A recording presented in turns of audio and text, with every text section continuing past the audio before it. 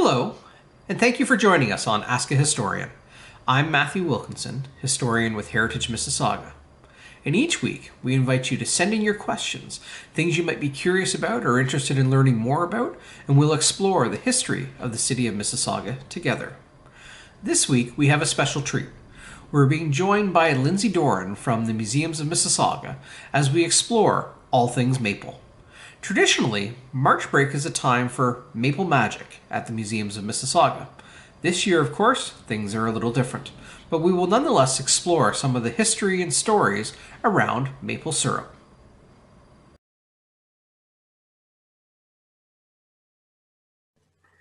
Well, joining us this week on Ask a Historian is Lindsay Doren, who is the Coordinator of Educations and Engagement at the Museums of Mississauga and General Wizard for all things maple. Lindsay, it is not normal seasons. We know that. We're trying to do new twists on our traditional activities around maple. I know this is one of my favorite times of year, and something that we traditionally do with my family around March break is the maple sugar festivals around our area, and Bradley is always a high point. Bradley Museums in Mississauga are always a high point on our calendar. This year a little bit different, obviously, but still some traditions to share. And so you're going to be making something. We're going to talk about some maple. I don't know, you want to take it away first of what's in front of you? So I'm going to be making something that normally at this point in the year we'd be well into making multiple batches for school kids during the event on a daily basis over March break. But this is actually the first time I'm making it this year, which is, you know what, it's still going to be delicious. I'm going to make maple sugar candies. And if you've ever come here for an event, or if you remember coming here for a school program, you will remember these, because it is that very delicious maple candy that is shaped in a maple leaf. It kind of looks a little bit like fudge, but a little bit harder than that.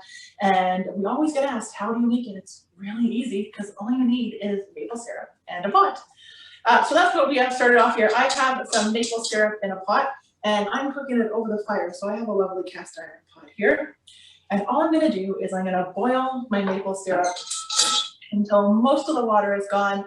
Then I get the hard work. I'm going to do some stirring, and when the color changes, that's when I'll know it is time to pour into my little maple leaf shaped candy molds.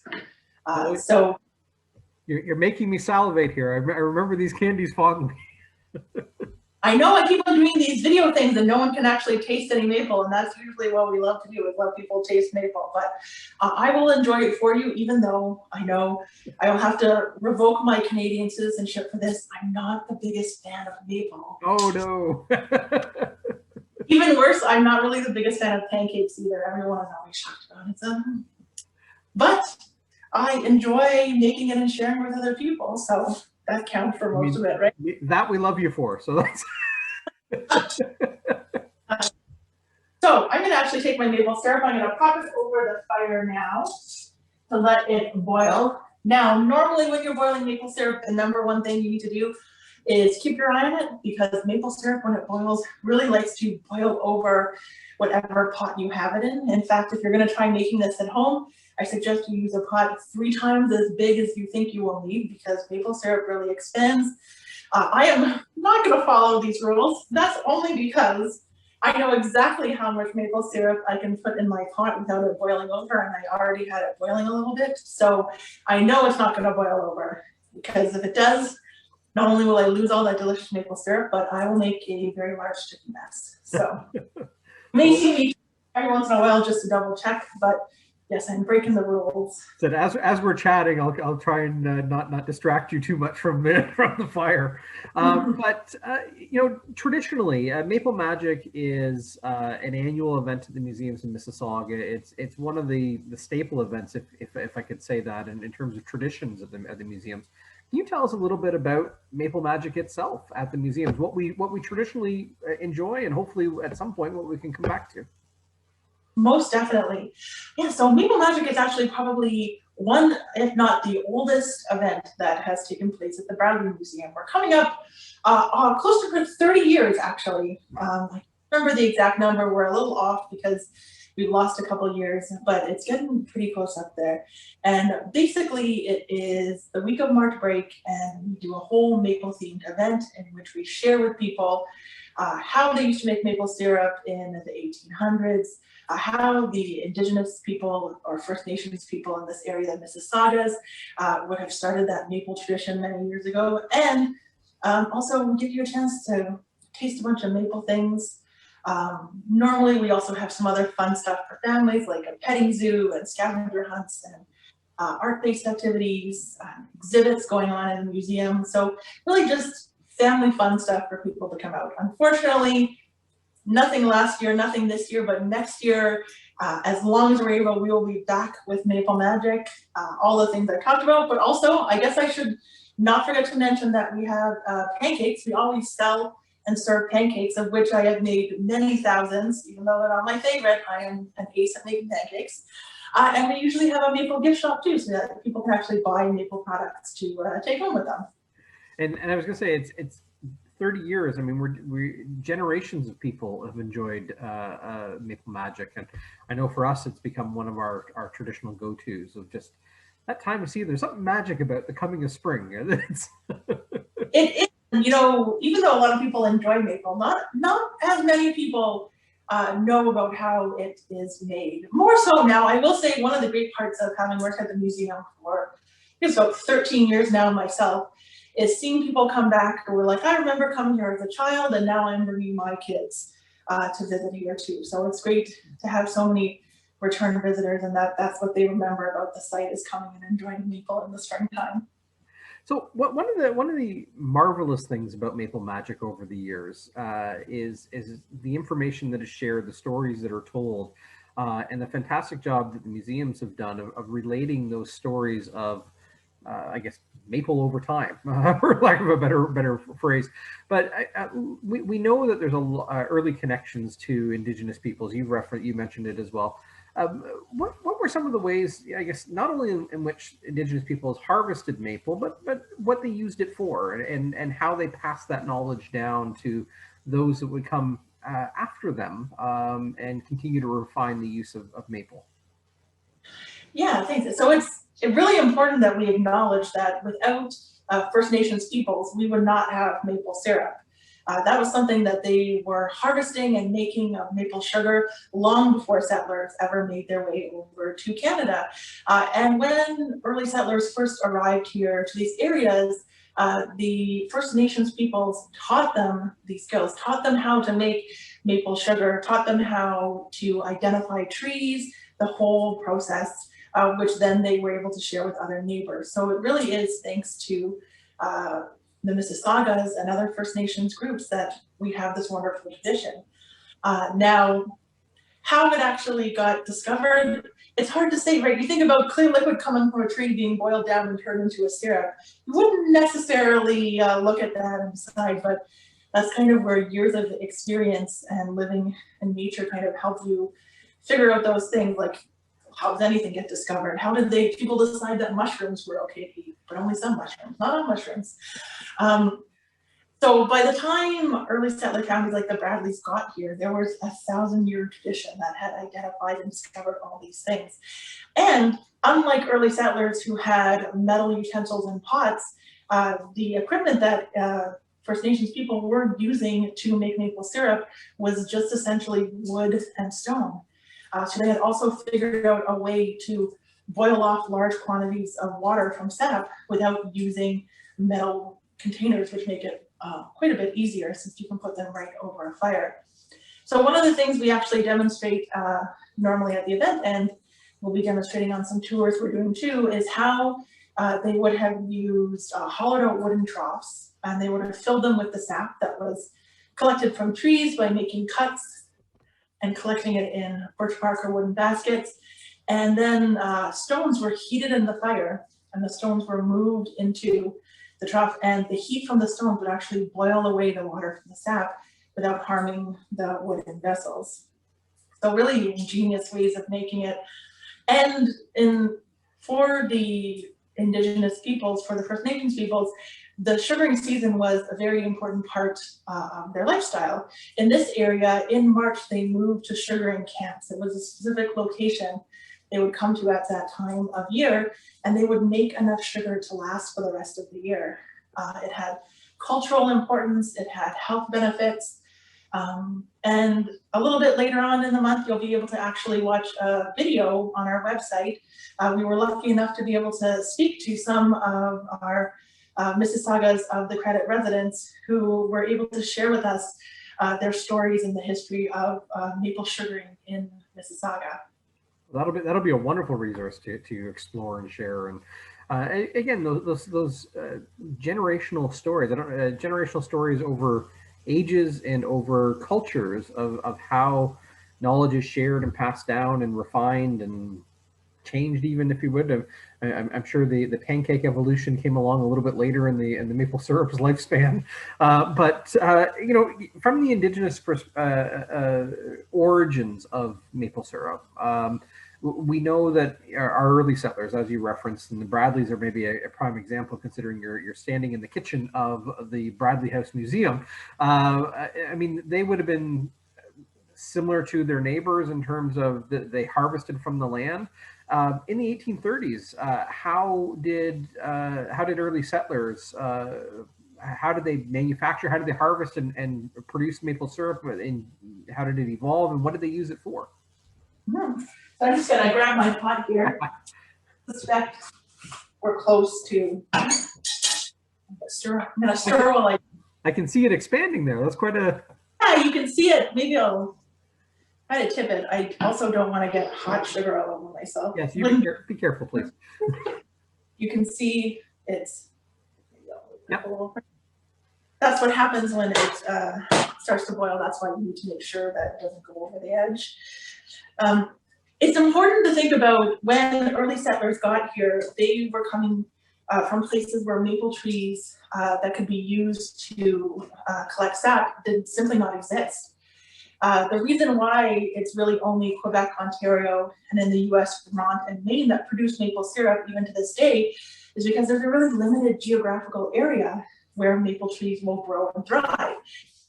So when they came here, they really had to be taught from scratch. And we know from early settler accounts that this idea of getting sugar from a tree was completely foreign and really interesting. We actually have some references in it from some letters from the McGraw family, who are connected not to Bradley, but to the Beneries Historic House. The McGraws, as you know, lived in Arundel, and one of the daughters married into the Harris family. And they talk about seeing sugar for the first time and being amazed that you could get maple sugar from a tree, and visiting the Mississaugas at the Credit Mission village down the road from here, and seeing the maple sugar actually being made. So they kind of took that learning, that knowledge that was gifted to them, and developed it so that it would fit their own tools and techniques. So in the springtime, the maple trees would be tapped by hand, and a special tool called a spile would be inserted to collect the sap in buckets. And the buckets would be brought to a fire pit where they would be put in a big cauldron, and the sap would be boiled over the fire to remove most of the water. Sap is 98% water, 2% sugar. To get to the syrup stage, that get that dark, thick color, we're gonna boil off to about 66% sugar and the rest water. And it was a job for the whole family, because sap had to be collected, brought to the fire. It had to be watched the whole entire time it was boiling, not only so that the fire would stay strong and keep boiling with it so your sap wouldn't boil over. And then they went even farther than us. They did not stop at syrup. They kept on making it until it was maple sugar. So quite the process. Yeah, very much so. And it is baffling when you think, you mentioned it earlier, but that idea that you can get this from a tree as an alien concept of being something that early settlers learned from people that had long lived on the landscape and long harvested the bounty of nature, if you will. In terms of the process, you mentioned, and perhaps I'm just thinking maybe we could highlight a little bit of there's only a certain window in which sap can be harvested. And can you talk a little bit about maybe just the natural process of sap and the time of year in which it runs, and kind of what's the perfect season for sap? Yeah, so sap is tree food. Essentially, it helps the leaves on the tree grow, and it helps just the tree in general grow. So leaves actually make sap in the summertime. They use the sun and the process of photosynthesis to make the starches. And then these starches get stored in the sapwood of the tree all winter long. And when the spring season comes and we get that temperature differential, the cold nights and the warm days, that signals to the tree that it is time to start growing its leaves again. And so the sap is utilized to grow the buds on the tree that are going to become the leaves. And that's the main reason why we collect sap during the springtime only is because that's when the sap is actually sweet, because the sugars are being used to grow the leaves. It's the food that grows them. The other reason why is because that temperature differential I mentioned, nights that go below zero, days that come above zero, is actually what helps or makes the sap come out of the tree. It actually creates a air pressure differential between the inside of the tree, where the sap is, and the outside of the tree. And so that switch from the cold night to the warm day creates an air pressure that pushes the sap out of the tree so that it flows nicely. If we didn't have that, like today is a really warm day, but last night did not get cold enough. So my sap is actually not flowing very well today. Even though it's warm, it's not frozen, it's not great, because we need that cold night to create that air pressure differential.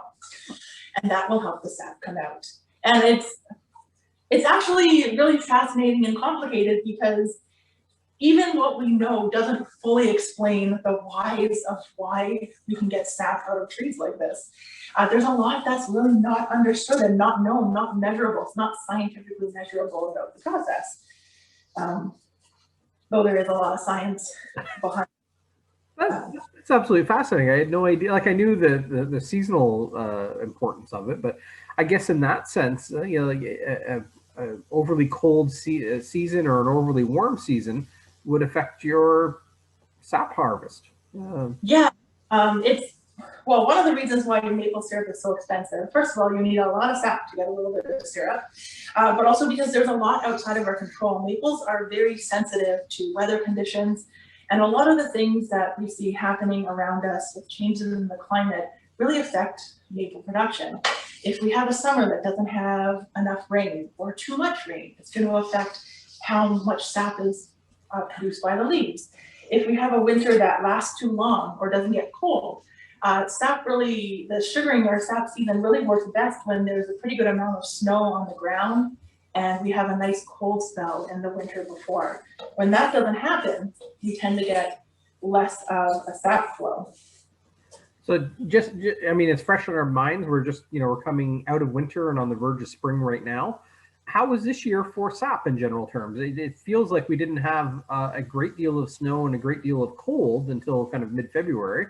But what was this year like, or in your estimation, what would this year have been like for sap production? I'm going to say probably a middle of the ground year for us. We only have a few trees, so it's hard for us to tell, but the cold snap we had right before and the snow on the ground was helpful, but it's definitely not producing as much sap as we would normally see. The one thing about today happening too, and actually I'm going to start pouring my candy as we talk, because see, that means it is soon to turn to sugar. I better grip on this. You can see that, but it's gotten nice and thick. Oh, it's very thick, isn't it?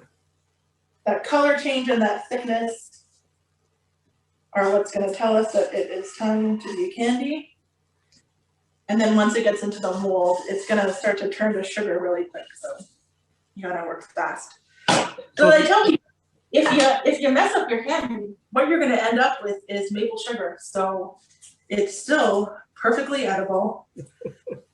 I'm just going to use a knife to spread it in molds here.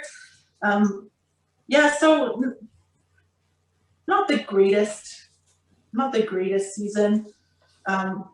We've had worse ones. Oh, one of the things we've talked about, and I know you're a master of multitasking here as you're working on spreading these things in, but there's fascinating stories around the use and the, I guess, the traditional connections to maple syrup in our culture. One of the ones we talked about and I wanted to highlight here, which was unknown to me, but connections between maple syrup and the abolitionist movement in regards to slavery in the United States and movement of former and fugitive slaves into Canada. Wondering if you can kind of highlight that. I find that story absolutely fascinating. Yeah, it is really interesting, and it's a newer one for me too. One of the things I love about working at the museum is we're always on the search for more knowledge and more information. But essentially, maple sugar was produced by people in their own backyards, in their own homes. At that point, in the late 1700s, mid 1800s, really wasn't any sort of mass industrialized product. So it was made in America and made in Canada. White sugar, however, was a different case. So the white sugar, and I'll show you my sugar cone here because this is how sugar used to be shipped and sold back in the day in a cone form. And when you went to the store, they would cut off a piece of the sugar. You take the solid lump home, and that's what you would use. It was quite expensive, and it was also grown and harvested using enslaved peoples in the Caribbean and the warmer climate. After it was grown and harvested using the system of slavery, it was actually, the raw product was shipped back over to England to be processed. In England, one of the reasons was they still wanted to provide jobs to English people. And then once it was processed, it was shipped over to Canada and the US. It was very expensive because of all this movement.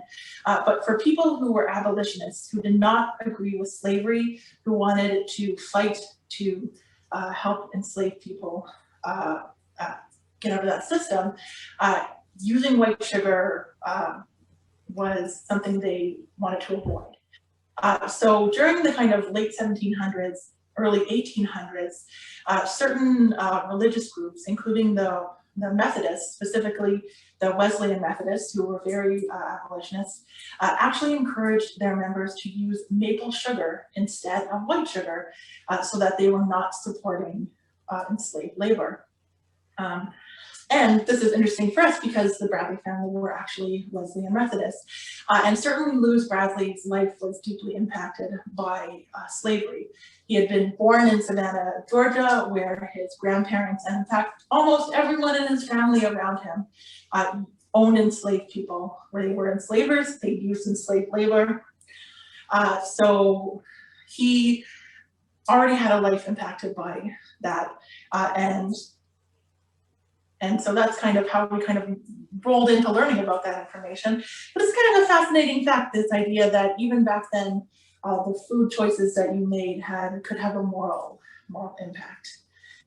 Now, there were even pushes to kind of try to create a maple sugar industry to replace the white sugar industry, which never really took off because maple sugar you were never going to be able to, would have been hard to produce enough to compete with white sugar, essentially.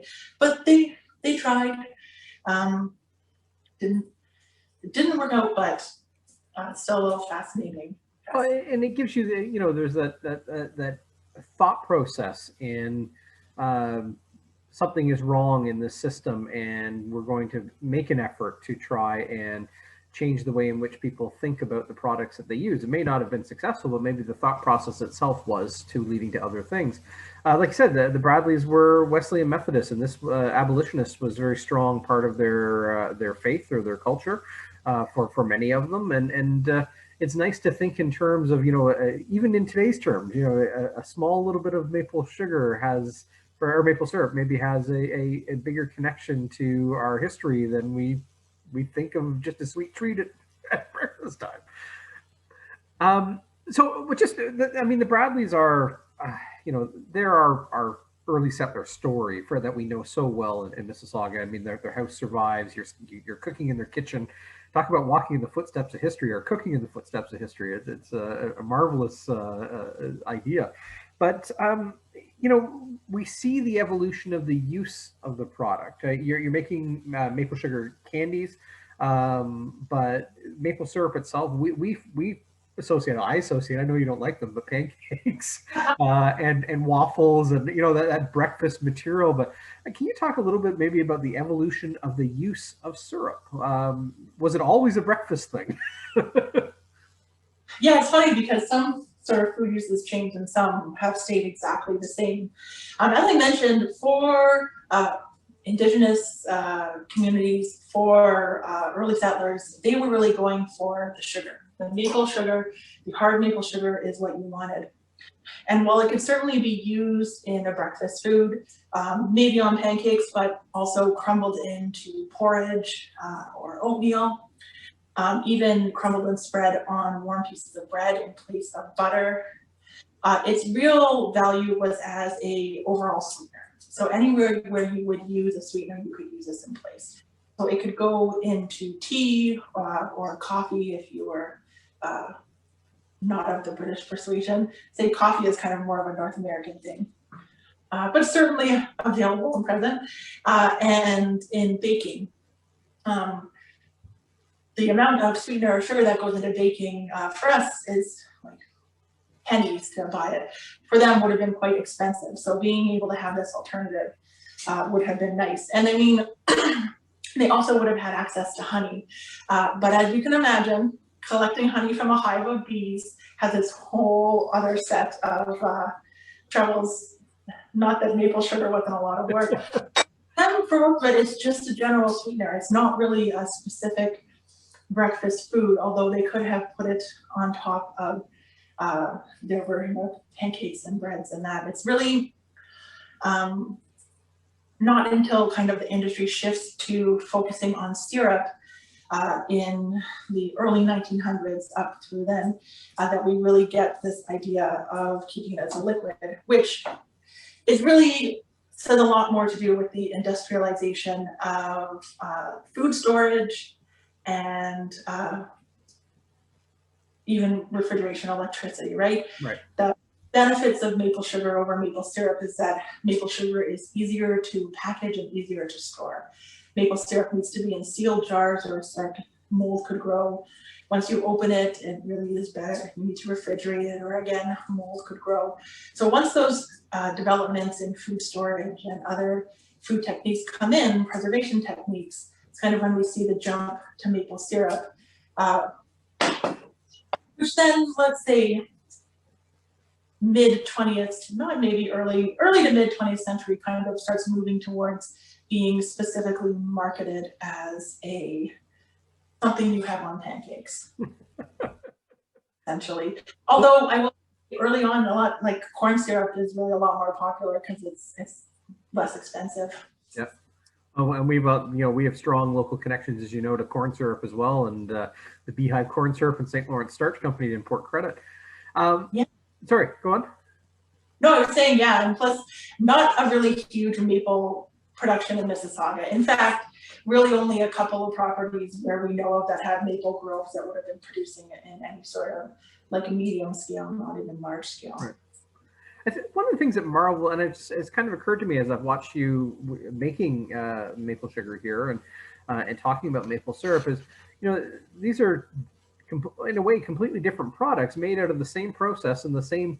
It's a marvelous material.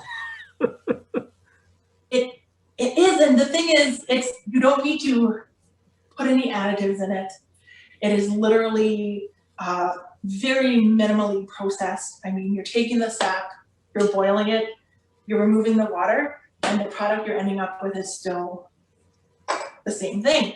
And someone actually recently asked me, like, if you lose the nutritional benefits from going there, and you lose some, but maple syrup still has a lot of nutrients in it. It's sap is free food, it retains those nutrients. You actually get it's really high in manganese, which is, I also recently learned this, Manganese is something which improves the connective tissue in your joints. Something like close to 74% of your daily manganese you need in a quarter cup of maple syrup. You have more calcium in a quarter cup of maple syrup than you do in a quarter cup of milk. You have more potassium in a quarter cup of maple syrup than you have in a banana. You also have riboflavins in it, and riboflavin is my favorite. Vitamin B2 has the best name ever. Now I'm like a rep for riboflavin, I guess. Repping the riboflavin. So we should start every morning with a glass of maple syrup? Is that you could, and that's whether or not you should or would want to. It's still pretty sweet. Everything in moderation, but as far as unprocessed sweetener, maple sugar and maple syrup is certainly going to be better for you than going with a white sugar or a brown sugar. Okay. So I'll compromise in the scene. We'll do a half cup. And I will say that you can substitute maple syrup or into your baking to use as a natural sweetener if you didn't want to use sugar. If you look it up online, there's equivalencies. I can't remember exactly what it is. It's not quite one-to-one, but you can, and lots of people do use it in baking. And to be honest, it doesn't actually, when you're just using plain syrup, it doesn't really make your stuff taste all that mapley. It's just sweetener. Even maple sugar doesn't create like a strong maple taste. Right. So what, we've had an amazing conversation here about the evolution of maple syrup. And we see the ways in which it goes from, small local production. Now we have, big firms that specialize in mass production maple syrup. And you can come to Bradley, for example, and kind of see you've got a couple of, you said 4 trees, I think you said, you can see the buckets and the spiles and what. And I know harvesting has changed over the years too, equipment and methods and that sort of thing. But it's fascinating that it still comes down to a drip from a tree. Clear liquid dripping from a tree. And like drilling methods now, before everything used to be hand drilled or hand cut in the trees. Now, of course, you can use a power drill. What used to be buckets is now in modern sugar bushes, usually tubing, using gravity or vacuum systems to kind of pull the sap to a central location. And then the cooking of the sap still remains pretty much the same, whereas they used to use big pots. Now they use something called an evaporator, which I imagine like a big metal bathtub. It has more surface area, so you're able to boil off the liquid quicker. And you usually have separated pans. So your fresh sap goes into one side, and as it boils down, it kind of transitions through. But still wood fire powered. Even almost all modern evaporators still use wood fire to boil it away because it is the most efficient and cost-effective way to make maple syrup. Both the alternative of propane and electricity are cost prohibitive. They're too expensive because of the time it takes to make maple syrup. So that's one thing that has not changed really much at all, is that wood fire power to boil the water off the sap. I thought of a question now, and I apologize. I'm going to throw you off guard here a little bit, but it's something I've always puzzled about, and it didn't occur to me till now to ask. But maple syrup comes in different colors. Amber to a dark to, is that just in the amount of time it's been boiled down, or how does that work? Yeah, so first of all, I love the names of the grades, because the first grade is like amber delicate, and then there's like dark robust. They're all very like romantic sounding names. And then you get to the last one and it's like strong dark. Very like essentially, to get to your actual question, the longer it takes to boil your syrup down to a 66 to 67% sugar, the darker your syrup is going to be. So if you start off with a sap that is really sweet and you boil it over the right temperature fire, you're going to end up with a nice, like delicate, light colored syrup that's going to have a lighter taste. Towards the end of the season, when the sap coming out of the trees is naturally less sweet because the sugar has already been used to start the bud developing, it's going to take you longer to get to that 66% sugar. So your syrup is going to be darker by the time you get to it. And that's how you're gonna get the dark. So normally the first two grades are what you sell if you're, or what you buy if you're gonna put it on your pancakes. You can choose a lighter taste or you can choose a slightly more darker taste. The next stage up, a lot of people use in baking. In fact, I suggest if you're gonna be baking with maple syrup to get a darker maple syrup because you'll get more bang for your buck for taste. It will taste stronger of maple. And then the kind of last, the end of the year sap that makes that really dark colored syrup is usually used in like mass food production. So to make mass produced candies or baked goods or stuff like that. And in fact, a lot of people who make maple syrup professionally will say that the sap you collect at the end of the season can create a syrup that tastes buddy, so that you can kind of taste the age in it, so to speak. That's fascinating. Like it really is a science, but a tradition at the same time. It's an interesting. I will say the other thing that I love about it is that you know your temperature-wise, you know your maple syrup is done when it boils at 4 degrees past the boiling point of water. Exactly 4 degrees. If you were wondering how you know when it's done. Now, for early settlers like the Bradleys, they would know by sight, or one of the things you might enjoy as a treat, or lots of people do, is maple taffy. You know, when you throw your hot maple syrup on the ice or the snow, you get that chewy candy. Yeah. When they threw their maple syrup on the snow and it turned hard immediately, they knew that it was ready to be made into sugar. They would pour it into molds, and it could be like a really basic metal mold. Or you can even get really fancy. You could make a fancy, this is a beaver shaped wooden mold. You could have a sugar beaver. That'd be for the guests. You come out and you got this fancy thing that you start carving off of. It would, you know, I've heard stories of the idea that when your guests came over, both in early settler, but as well as indigenous traditions for some groups, you offered your guest a piece of maple sugar to welcome them because it was a symbol of something you would put a lot of time and effort into making, and you were honoring them by sharing it with them. So you certainly could have brought out like the fancy maple beaver.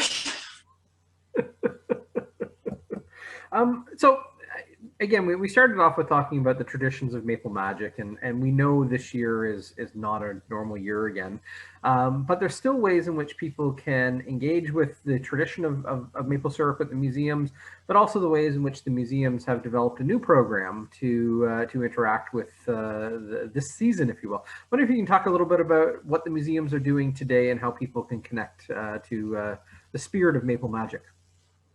Yeah, so we've actually got a nice range of things that people can participate in. So if you're able to participate virtually right now, we have a number of virtual options. If you go to our website, which is culturemississaugamuseums.ca, pretty sure. We'll put a link at the end. Exactly. About that, you'll have to type it in. You will find something called More at the Museums Maple, which is a page where we have thrown all of our maple stuff. So if you jump over there, you can actually find some recipes to make some of your own favorite maple flavored foods at home. You will be able to find a couple of virtual talks we're doing, talking about historic woodlands in Mississauga, as well as some of the wildlife around Mississauga and how we can interact with them safely, connected to the general natural idea, maple, as we celebrate the nature around us. If you wanted to come by in person and learn a little bit more about the steps of maple production, we actually have a scavenger hunt style game set up on Goose Chase. And you can check it out. There's also a paper copy online as well. But if you're on site, we have a big sign in front of the anchorage, which is a white building, which runs you through the explanation and gives you the code. You just sign up for the app, and it will take you around the site. You'll learn how to make maple syrup and participate in little challenges throughout as part of a larger program called Walks of Art. So you can do that. We also have some lovely neon animals up you can take a look at as well, and do a goose chase about those as well. They're quite fun.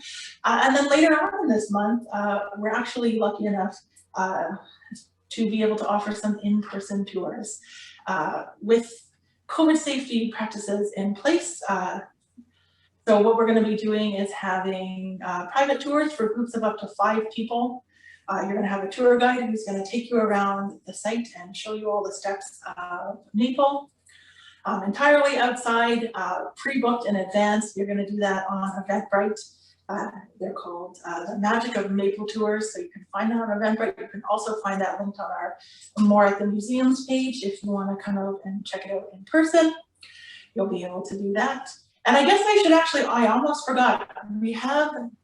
If you have Facebook, you can jump onto Facebook and you can check out a Facebook Live I just did last week, all about how you can make and collect maple sap and make maple syrup in your own backyard, if you are inclined. And this week, Saturday at 2 p.m. live, we're going to be doing another live. We're going to be making maple taffy and maple candy here again. So you can actually follow step by step, just dedicated to that candy and taffy making. We're going to also share some tips about how you can do it at home, as opposed to over the fire. So and the key to connecting with these after the fact is also they'll be hosted through the museum's website, right? Is that the?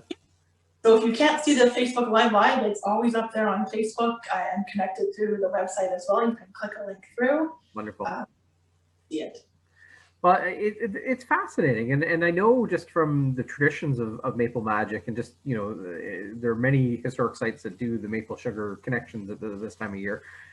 It draws people. People maybe it's the coming of spring, but it is a rite of passage or a seasonal tradition, if you will. And I'm fascinated by it, and I've learned a lot. I like pancakes. I like maple syrup, but a lot of the traditions around it, a lot of the knowledge, I thank you for sharing, because it's a fascinating natural bounty. And has a rich history. It's absolutely fascinating.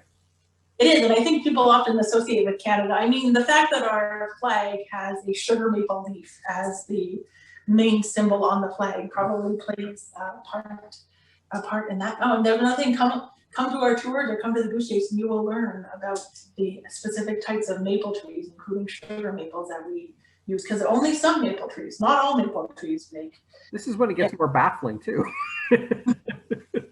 So we watched you making maple sugar candies there. How long does it take to be done? Basically, they cool within the time we've been talking. And I'm gonna scoot just a little bit so that I can show you an up close version. Yeah. So pretty much easy peasy. It's ready to go. It's still a little warm, which means it's tasting it now. It's quite delicious, but so it's not hard at all. Now, I will say that if you want to do this at home and you're a little leery, you can use a candy thermometer and you can check that it's at the correct temperature. You don't need to do it by eye. This is just 13 years of candy making. I was going to say the 70th time you have it perfect. Well, we'd be doing this with school kids surrounding the table while talking about the history and controlling kids. So I feel like once you get that down pat, you kind of build the skills to stir and make candy while talking at the same time. Well, I wish you luck on the dishes. I can't imagine that's an easy pot to clean afterwards. Oh, maple syrup is the best thing to clean. Really? I'm not, because all you need to do is put it under hot water and it melts and it disappears. Huh. Legitimately, my favorite dishes are maple dishes, because I can leave it in a sink full of hot water and come back a few minutes later. Obviously not the cast iron, although I will let it soak a little bit. Yep. And all of this stuff that we chip out, we keep as maple sugar, and that's what we use to bake with throughout the year. And you can also keep it and use it to bake with throughout the year. Well, this is absolutely fascinating. And Lindsay, thank you so much for sharing your passion and your knowledge, and encourage everyone out there watching to check out the videos on the museum site, visit the museums. You can do the self-guided Goose Chase walk, but also, hopefully we have in-person tours coming soon. And, next year, fingers crossed, we can all look forward to the return of maple magic and the magic that brings and the coming of spring. So thank you very much, Lindsay, for joining us. You're welcome. And yeah, as soon as we can be back, we'll be back. And you can also see how many puns can I make related to maple syrup. The answer is many. If you come on the Goose Chase, you're going to see all my punny names for everything. Oh. Endless puns. Well, thank you again, and we look forward to future conversations. Thank you. Thank you for spending some time with us here at Ask a Historian. I hope you've enjoyed this special episode on all things maple. And a special thank you to Lindsay Doren for sharing her knowledge and passion with us here at Ask a Historian. Make sure you check out the Museums of Mississauga's website and their resources for more information and resources and programs and videos on the story of maple syrup. A fascinating time of year. I always think maple syrup marks the coming of spring, the turning of the seasons, and the coming back of the sun. So thank you again for joining us here at Ask a Historian. I hope you've enjoyed this special look at maple syrup, and wishing you a sweet breakfast with some maple syrup in your near future.